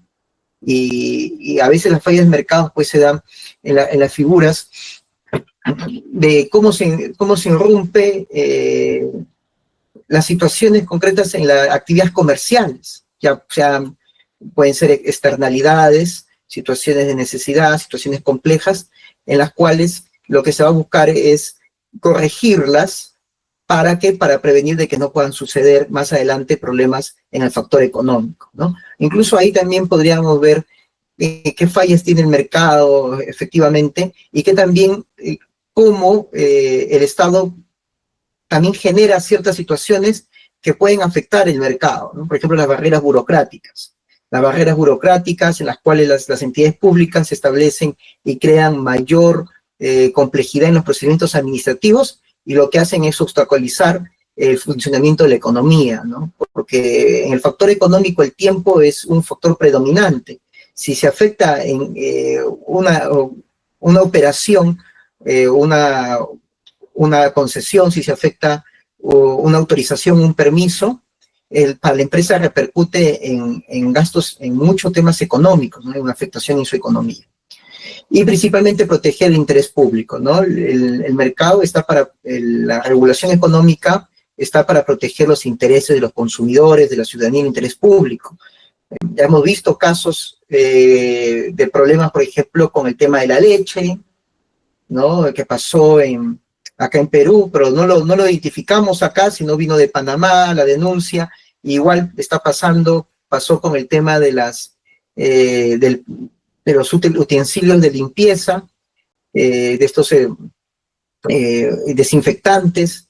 También pasó con el atún y con varios productos. Entonces, la protección del interés colectivo, de la salud pública, también es un tema importante en la dinámica de la economía. Lo que busca principalmente es, como dicen, ¿no? Equilibrar la libertad de empresa con la necesidad de evitar abusos que perjudiquen a los consumidores y a la sociedad en general. Por eso el artículo de la Constitución señala, ¿no? En esos artículos 65, el Estado defiende el interés de los consumidores y usuarios, para tal efecto garantiza el derecho a la información sobre bienes y servicios que se encuentren a disposición en el mercado. Asimismo, vela en particular por la salud y la seguridad de la población. Ahí entra mucho a tallar, por eso que en el año 2009-2010, si no me equivoco, comenzó el tema del Código de Protección al Consumidor, y era porque había la necesidad de esto, ¿no? El Estado es un garante de los consumidores, busca protegerlos, busca garantizar, evitar los excesos y abusos de los proveedores frente a ellos. Entonces, habría la necesidad de crear una figura como el Código del Consumidor y todo un sistema a través del INDECOPI para garantizar su protección. Y esa es la finalidad principal, ¿no? El siguiente, por favor, Estela. Los fundamentos de la regulación económica están precisamente en estos puntos, ¿no? El primero, en garantizar la competencia y libre mercado. Se evita que las empresas monopólicas en posición dominante impongan condiciones abusivas en el mercado. El segundo fundamento está la protección del consumidor, que regula los precios, calidad del producto y la publicidad para evitar engaños o abusos. Y de ahí está la seguridad jurídica, ¿no? La seguridad jurídica y la estabilidad económica. Se crean normas claras y predecibles para atraer inversión y fomentar el desarrollo económico. Cuarto, está la corrección de fallas de mercado. Interviene cuando el mercado no asigna eficientemente los recursos, por ejemplo, los sectores estratégicos como salud y educación, ¿no? En esas situaciones, como les decía, en el cual existen empresas públicas que van a tener que atender situaciones en las cuales la inversión privada no las quiere tomar o no quiere ir, ¿no? Entonces, tiene que ir el Estado a asumir esos espacios o asumir esas necesidades que no las quieren asumir la inversión privada. Por ejemplo, en el tema de la fibra óptica, ¿no? El Estado ha comenzado el plan de la fibra óptica para que a nivel nacional ningún espacio del Perú no deje de o sea, tenga el servicio de Internet de calidad. Pero el Estado a veces pues ve que no es suficiente y que las empresas no quieren invertir mucho en lugares recónditos. Entonces, ¿qué hace? Ha comenzado a establecer pues el uso, ¿no? Dice, voy a exonerar de aranceles, voy a facilitar el uso de las vías públicas, darle las facilidades para que puedan establecer infraestructura y todas las condiciones para que pueda llegar el servicio a distintas partes del Perú. Y hizo una modificación a nivel de la regulación de telecomunicaciones, incluso para que los espacios o las antenas particulares, las torres de telecomunicación que eran de una empresa, puedan servir como anclaje de otras. Y también se siga manejando la dinámica de la competencia. El que hacía el Estado decía, bueno, yo dejo de cobrar por el espacio, por el dominio, por el uso de los espacios, pero tu empresa de comunicaciones vas a facilitar a las otras empresas de que se puedan anclar en esta infraestructura y se pueda permitir el tráfico, ¿no? Entonces las empresas que querían ir a competir sabían que el Estado les estaba facilitando. Entonces el Estado va viendo situaciones en las cuales quiere atender las necesidades y no las logra hacer. Igual en las garantías de acceso a los servicios esenciales, ¿no? Clave para la energía, las telecomunicaciones, el transporte, asegurar su disponibilidad. Estos son temas importantes, fundamentales en la regulación económica, y como también leí ahí un comentario sobre el octógono, ¿no? Imagínense, la Constitución tiene mucho tiempo, más de 30 años, la Constitución política, y el tema del octógono no tiene más de 10 años. Entonces, la información sobre lo que consumimos al inicio era cuestionada, decía, ¿no? ¿Por qué se va a tener que poner rotulados o octógonos sobre la calidad del producto y los componentes que tiene cada producto, ¿no? Y es porque el consumidor necesita estar informado de lo que va a adquirir. Y entra mucho el tema de la protección al consumidor y de la base constitucional. Por eso que les hago ese recuento. Vamos a la Constitución y la Declaración de Valores. Primero, uno de los valores, el fundamento de la Constitución es la protección del consumidor, de un consumidor que debe estar informado de lo que va a comprar en el mercado. Y por eso que se establecen leyes, se establecen regulaciones sociales y económicas como para que el que presta, el que vende el servicio o vende el producto tenga que cumplir con esas reglas mínimas, como es el derecho informado al consumidor. Por favor, el siguiente, ya que esto podemos ir concluyendo. Los ámbitos de aplicación de la regulación económica están en todos los servicios públicos, en los servicios de agua, luz, energía, transporte, establecer las tarifas electrónicas, los precios excesivos a los consumidores. En el tema de las telefonías es un clave ejemplo, ¿no? Si ustedes cuando ya vean el tema de las tarifas, ustedes van a ver que por un consumo mínimo de un precio tienen todas las empresas de telecomunicación, ya sea Telefónica, Telcel, y ya lo que hace cada empresa es dar un valor agregado a ese precio que tiene como tarifa y servicio, darle un valor agregado para volverlo atractivo al consumidor. Pero no es que cada empresa de telecomunicaciones se dispara, porque ahí también hay una relación de libre competencia, ¿no? Yo no puedo poner un precio menor, sino ya Ocitel va equilibrando las tarifas, va regulando, y ya las empresas lo que van a buscar es que con las tarifas puedan buscar otros atractivos que lo atraigan a sus consumidores, ¿no? De ahí está la regulación de mercado financiero, esto es lo que tiene que ver con el sistema bancario, el tema de los sistemas de ahorro, las AFPs, todo el sistema financiero y bancario, ¿no? El libre mercado también tiene ese espacio. De ahí la regulación de la competencia, que hemos ido hablando, ¿no? Sobre las prácticas de monopolio, abuso, posición de dominio, acuerdos entre empresas para fijar precios.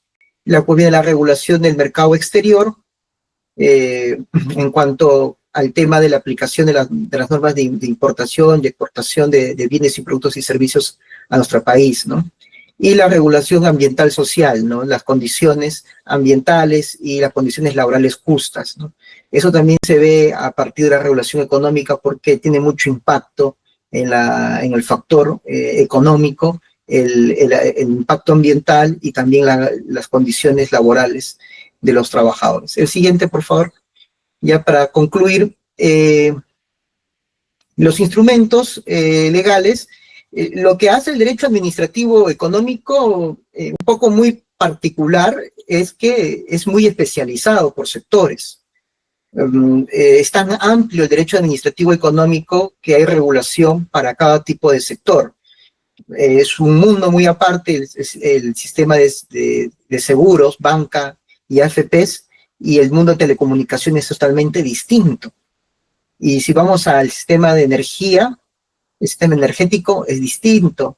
Entonces, la normativa es muy dispersa, es muy especializada, pero en líneas generales todas tienen la misma vertiente, ¿no? La línea general de la Constitución, de la libre mercado, la libre competencia, el evitar los monopolios, la protección al consumidor, el fomento de iniciativa privada, y todas estas volcadas en derechos fundamentales, ¿no? Como la educación, la salud, el derecho a la comunicación y otros fundamentos como también los servicios básicos. La supervisión y sanciones, hemos establecido que las relaciones jurídicas entre el Estado y el particular otorgan derechos, otorgan obligaciones, y el incumplimiento de las obligaciones establece responsabilidades. Y ahí es donde entran la supervisión y las sanciones. El Estado no hace función empresarial porque el Estado es el supervisor, el Estado es el regulador, es el vigilante, es el que actúa cuando ve que las empresas o los operadores, los agentes económicos son los que están generando problemas. Entonces no podría asumir juez y parte. Por eso que el Estado toma ese escenario, ¿no? De supervisor, de garante del cumplimiento de la regulación y la normativa. Los subsidios y controles de precios también son temas que se evalúan constantemente en el tema económico, en países donde siempre los factores económicos generan incertidumbre, ¿no? Incentivos fiscales y financiamiento, como les decía, en temas de telecomunicaciones, infraestructura, el Estado siempre, por tratar de masificar el servicio, busca de dar incentivos a las empresas para que puedan invertir. Y todo es un mundo aparte del tema de esto, y acá, como les decía, es un tema muy especializado. Los ministerios comienzan a evaluar cómo podemos hacer que se pueda masificar, por ejemplo, la electricidad en lugares, el servicio de agua, el servicio de desagüe, el alcantarillado o el servicio del internet o los medios de comunicación. La siguiente. Y esto era como un ejemplo práctico, ¿no? Con eso se concluía, ¿no? Lo que les mencionaba, que era el ejemplo del uso de las torres de las empresas. Ahora hay empresas que se encargan de tener infraestructura de telecomunicaciones, pero no dan servicio de comunicación, sino que ellos ponen la infraestructura y los operadores se cuelgan en la infraestructura. Y eso se da porque el Estado dice, vamos a masificar el servicio, vamos a hacer lo que llegue hasta el último caserío de un pueblo, el Internet. Entonces yo te voy a dar el espacio empresa para que tú puedas usar tus cables, toda tu infraestructura y tus torres, y tú puedas ahí poner un espacio de una antena que sirva de anclaje para que otras puedan colgarse y puedan dar el servicio. Entonces el Estado hace un desprendimiento, ¿no? ¿Por qué? El desprendimiento está porque lo que quiere alcanzar es una finalidad. ¿Cuál es la finalidad? De que todos los ciudadanos peruanos puedan tener Internet. Y hace toda una regulación con la ley de telecomunicaciones, con la ley de infraestructura, una reglamentación. Hacen series de modificaciones a las normas ya preexistentes y crean unas nuevas con la finalidad de alcanzar, ¿no? Y esto genere, pues, un buen incentivo porque no vaya solo una empresa y tome el monopolio de las comunicaciones, sino que ahí puedan llegar, ¿no?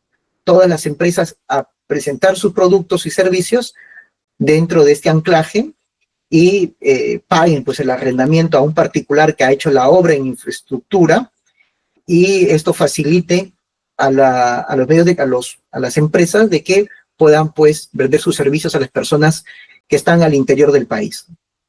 El siguiente, que yo creo que con eso hemos concluido, Estela, el día de hoy. Y bueno, eso ha sido lo que hemos tratado de manera general, porque estos son temas, como les mencionaba, muy amplios y son temas que sí deberían ser vistos pues en clases cada uno de manera particular. Leonardo, ahora sí.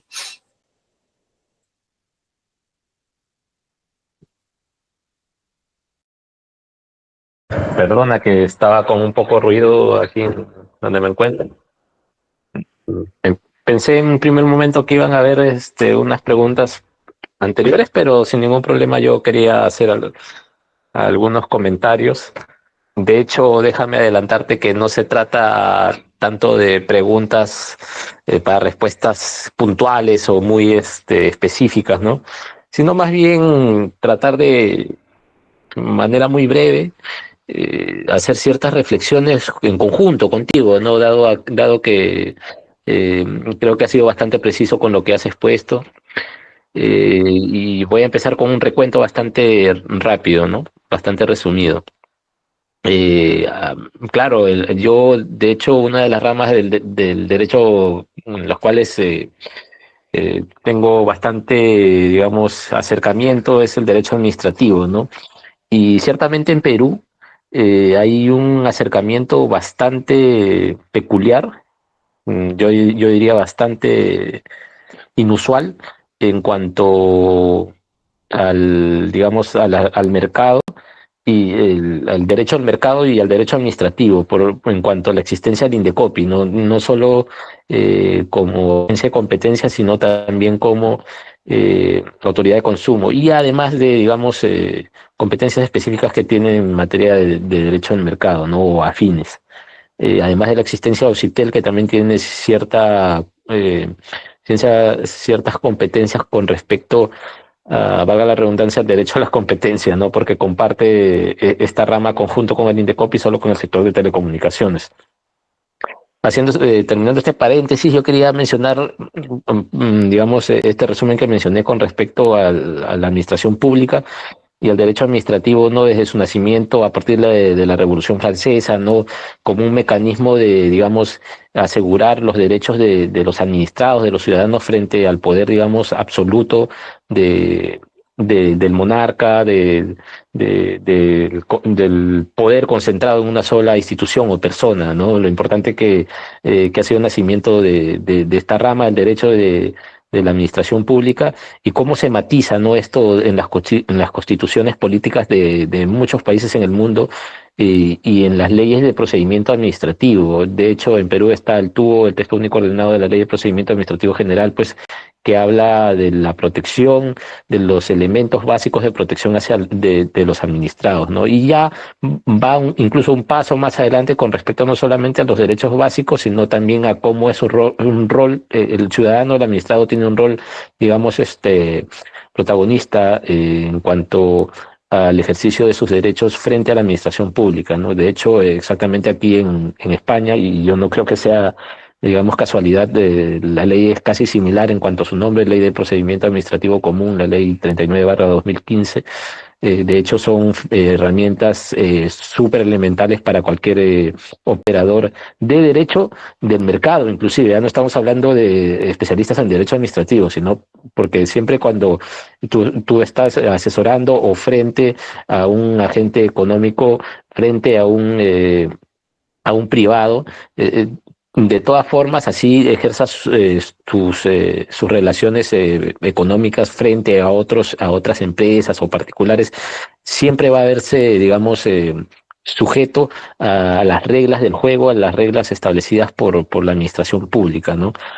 Como bien lo dijo Hans con respecto al tema del rol del Estado de la administración pública, dependiendo sus diversos matices, ¿no? Cuando actúa como tal, como un árbitro, como un supervisor, como un vigilante, como lo mencionó Hans, o cuando en situaciones, digamos, muy puntuales, realizando, digamos, o aplicando el principio de subsidiariedad, mejor dicho, cuando las fuerzas o digamos, la participación de los agentes económicos no llega al nivel, digamos, necesario para cubrir las necesidades de mercado, actúa con la regla establecida de la habilitación por norma, no con rango de ley, ¿no?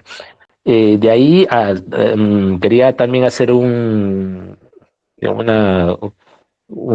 ya lo ya te lo preguntaré también, Hans, con respecto a la figura importante que a veces es olvidada del defensor del pueblo. Yo sé que hay, digamos, puntos de vista hemos encontrado con respecto a la funcionalidad o a la importancia del defensor del pueblo, que nació como ombudsman, que es, digamos, también un agente importante en la protección de la actividad o de la actuación de la administración pública. Sin embargo, lamentablemente en el Perú su actividad con respecto a esta funcionalidad no es tan protagonista, ¿no? Por ejemplo, aquí en España, cuando tú tienes algún tipo de inconveniente con la actividad de la administración pública, una alternativa de solución importante para solventar estos impases con la administración pública es la figura del defensor del pueblo, ¿no? Lamentablemente no hay esta reflexión en el Perú, aunque tiene las competencias ciertamente un poco limitadas, pero digamos es un protagonista también que no se debe olvidar. Y la verdad tu exposición ha sido bastante enriquecedora. Yo me quedo con otra reflexión, ya te lo dejo para ver si es que tú, no son preguntas puntuales como te lo menciono, si es que quieres, digamos, hacer unas pinceladas sobre eso. Ya te mencioné sobre lo del defensor del pueblo. Por ejemplo, tú mencionabas a Kelsen, mencionabas a los controles que hay, ¿no? Y ha habido cierto debate también, ¿no? Sobre el control, entre comillas, y de manera muy particular, difuso, el control de la constitucionalidad en los procedimientos administrativos, ¿no? Cómo responden o esas limitaciones, ¿no? Que existen, esa limitación puntual que tienen los vocales en diversos procedimientos administrativos de enfrentarse a este tipo de inconvenientes, ¿no? De normas, normas con rango legal que tienen, digamos, evidentes signos de inconstitucionalidad, ¿no? Y a veces se encuentran, o bueno, casi en la totalidad de veces se ven, digamos, atados de manos para poder enfrentar debidamente, al menos debidamente, a estas situaciones, ¿no?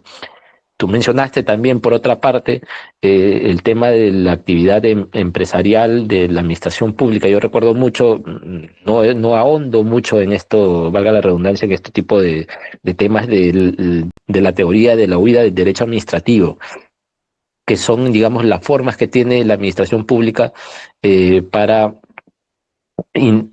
inclusive siendo, digamos, administración pública, pueda someterse al régimen privado para poder ejercer actividad, ¿no?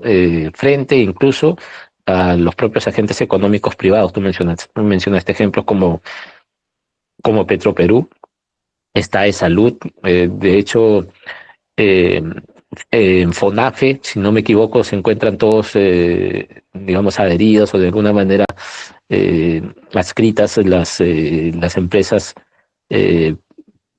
del Estado, ¿no? Las empresas que tiene el Estado, ¿no?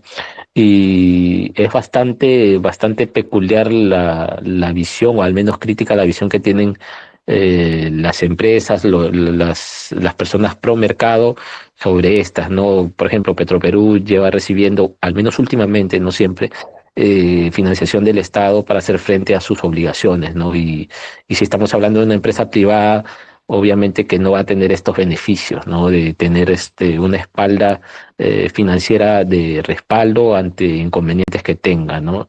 Y claro, ciertamente el origen de estas empresas fueron, digamos, tratar de, digamos, corregir ciertas distorsiones que vaya a tener mercados sensibles, ¿no? Por ejemplo, está Corpac también, si no me equivoco, y digamos que si es que tú no, digamos, defiendes o tutelas un mercado a través de un actor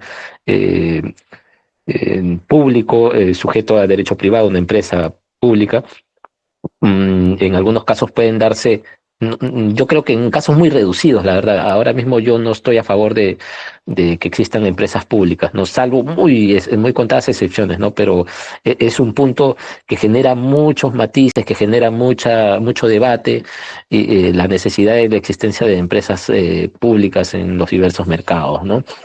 Y claro, el deber de especialización que se requieren con respecto a los funcionarios y a los gerentes o a los responsables máximos de estas instituciones, que en muchos casos son, digamos, cuestionados, ¿no? Ya para finalizar y no extenderme más, eh, hablabas un poco de las reglas del juego, eh, del derecho administrativo que impactan en el mercado, ¿no?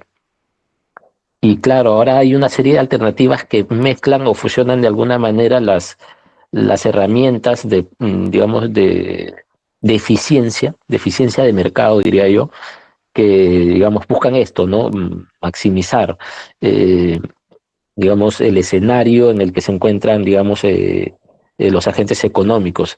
Y ya no estamos hablando solamente de barreras burocráticas, que es, digamos, con lo que funcionaba hace bueno, hace unos años importantes en nuestro país, ¿no?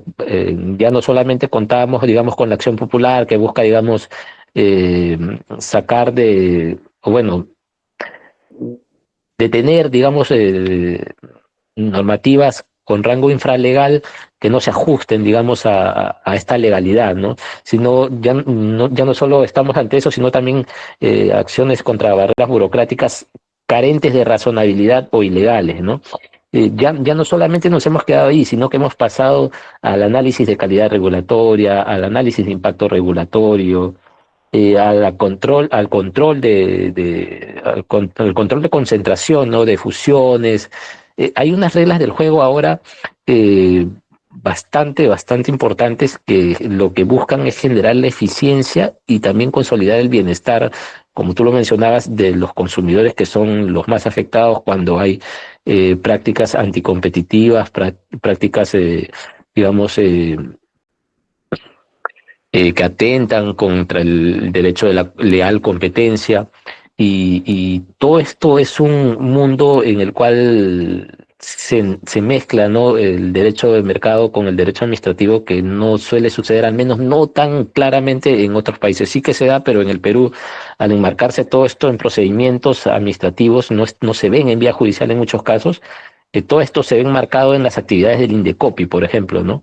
Aquí en España todo lo verías en buena cuenta en el Poder Judicial, ¿no? Y de ahí también la problemática o el debate también jurídico de los procedimientos administrativos, si es que son o no trilaterales, ¿no? Y cómo hay esta confluencia, o si es que hay una armonía entre un procedimiento administrativo sancionador y un procedimiento trilateral, cómo pueden mezclarse o convivir en una sola figura, ¿no?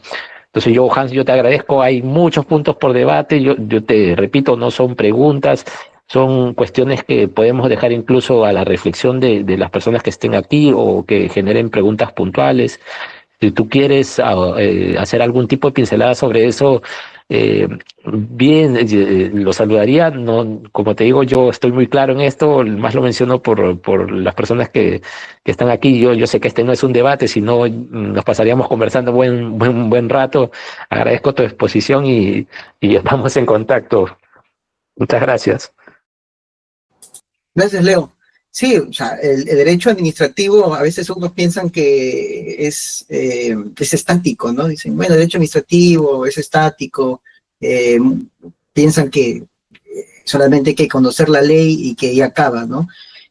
Para abarcar casi todo lo que tú has mencionado, en las varias premisas sobre el defensor del pueblo, sobre el control difuso, sobre el tema del derecho administrativo en pro del administrado, y todo ello incluso hasta la vía judicial, debemos entender que la estructura del derecho administrativo legalmente tiene una visión. Ahora, que esa visión del derecho administrativo pro ciudadano, pro administrado, lo compartan los servidores públicos, es un tema muy aparte. No todos los servidores públicos tienen esa consigna de entender que el derecho administrativo está creada para facilitar la vida a los administrados, porque es la razón de ser del Estado. ¿no? Ahora el Estado también, como te facilita, te obliga a que cumplas ciertas conductas, ¿no? Y consecuentemente, si no las cumples, asumes responsabilidades. La ley 2744 incluso señala en uno de sus principios el tema de que ninguna ley especial puede ir en derechos menos favorables que los derechos o principios contenidos en la ley 2744.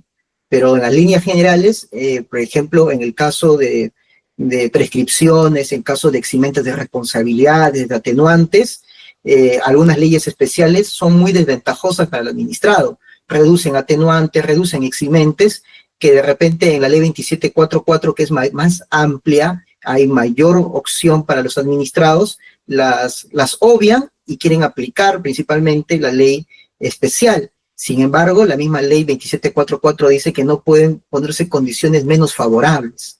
Pero es un tema de criterio desde que construye la ley especial, que no revisa o no toma en cuenta la visión del derecho administrativo y no toma en cuenta la ley primigenia, que es la ley de procedimiento administrativo general, con la que las demás leyes deben orientarse. Y eso también genera lo que mencionabas, ¿no? El rol de los tribunales administrativos en cuanto a la protección de los derechos fundamentales. Ya los tribunales judiciales han dicho que el control difuso es de exclusividad del Poder Judicial. Solamente puede hacer control difuso el Poder Judicial. Y eso es un discurso es un doble discurso, porque el respeto a la Constitución es una obligación de todo ciudadano, no es una obligación solamente de los jueces. El respeto a la Constitución nos corresponde a todos, porque es una norma de primera base. Y a esto está lo que señala la Corte Interamericana de Derechos Humanos, que no dice de la Constitución, sino dice que toda entidad pública y privada, y la entidad pública entendiéndose no solamente la función jurisdiccional, sino también los fiscales, los servidores públicos, deben primar los derechos fundamentales sobre cualquier otra norma. El control convencional. Entonces, si el Tribunal Constitucional y la Constitución dice que es una función exclusiva el control difuso para los jueces, la Corte Interamericana de Derechos Humanos dice que el control convencional, que se respeta a la convencionalidad, es abierta. Entonces, el criterio de los tribunales es aplicar convencionalidad. Entonces, no aplico, me voy a la convencionalidad y considero a partir de ello. Pero ahí también entra mucho que tallar las funciones que cumplen cada entidad pública, ¿no? Como has dicho, el defensor del pueblo ya parece solamente un funcionario que se elige, lo elige el Congreso de la República y no tiene mayor protagonismo, más allá de participar en la Junta Nacional de Justicia.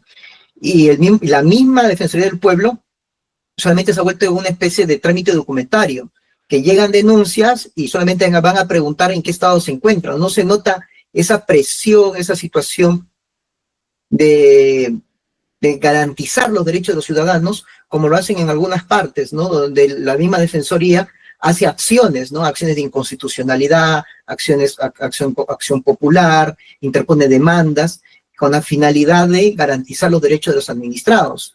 El único momento protagónico que ha tenido el Defensoría del Pueblo ha sido con el caso de la eutanasia, ¿no? Donde el mismo Defensoría del Pueblo asumió el tema del caso de Edith Estrada y de ahí no sabemos qué estará haciendo la Defensoría del Pueblo. Entonces, ahí hay muchos temas que se deben dialogar y se deben ver en el derecho administrativo, e incluso en el rol empresarial del Estado y la competencia, en el tema de la subsidiariedad, el tema del Estado que pueda atender ciertas situaciones en las cuales no puede intervenir el privado. Hay mucha reflexión, y eso demuestra que el derecho administrativo no es una rama estática, sino es una rama dinámica. El mismo tema que hace la Contraloría con el control gubernamental.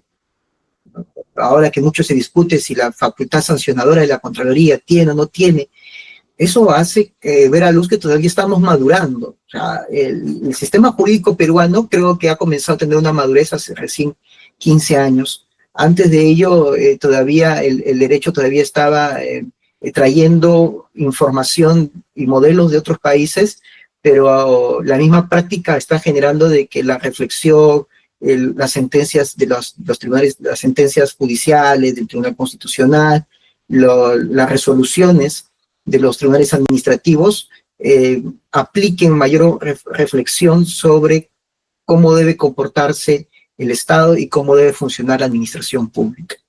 Creo que Israel quiere hacer una pregunta y con eso podríamos terminar, y sí sería bueno pues ver unos temas. Bueno, sí, doctor Hans, muchas gracias por la ponencia. Bueno, la cuestión iba justamente en lo último que usted acaba de mencionar sobre el control de convencionalidad.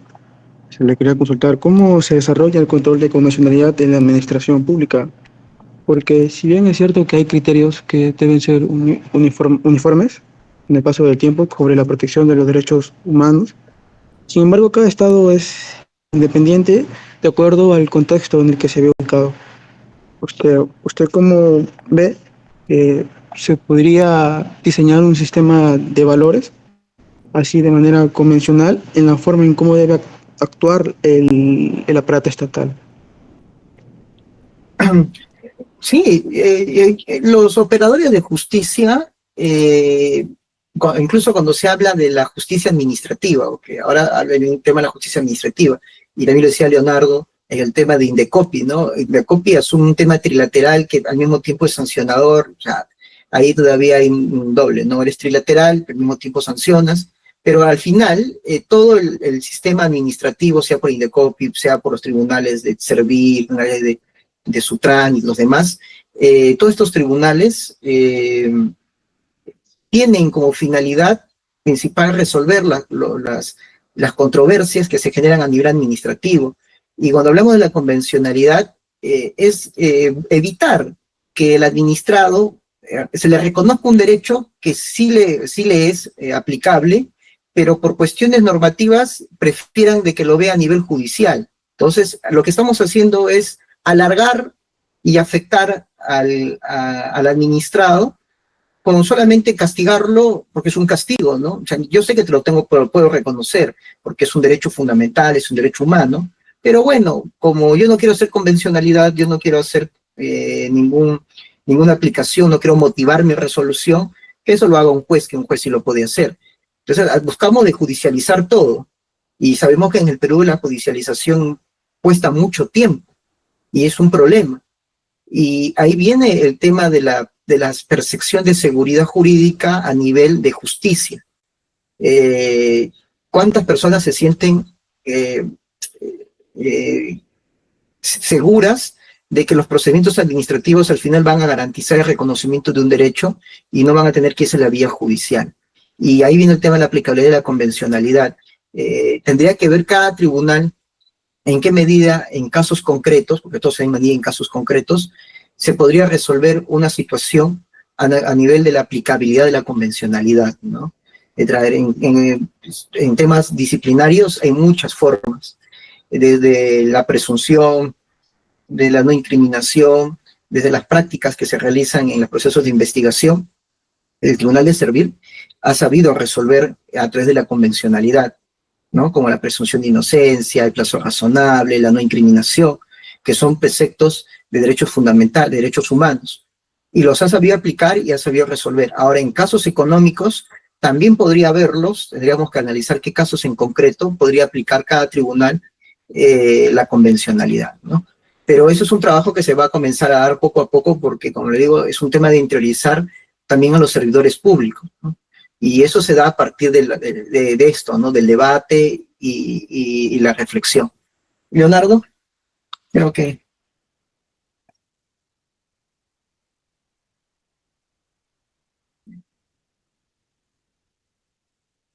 Creo que dejó su mano levantada nada más. Sí. Ok. Entonces, Sí. Sí, todo ok, de mi parte ya culminado. Agradeciéndoles nuevamente, Estela, por haberme extendido la invitación. Ok, muchísimas gracias a ti, Hans, por tu gran ponencia. Quisiera saber si es que alguna persona más tendría alguna pregunta, si no, para ir cerrando la conferencia. Ok, me parece que no. Bueno, agradecerte, Hans, de nuevo por habernos realizado esa ponencia. También, un momento, por favor. Junto con ese agradecimiento te vamos a extender tu certificado que hemos realizado. Creo que aún no se proyecta. Recién. Okay. Su certificado como por haber realizado la ponencia de Derecho Administrativo. Muchísimas gracias y bueno, gracias a los que te están escuchando.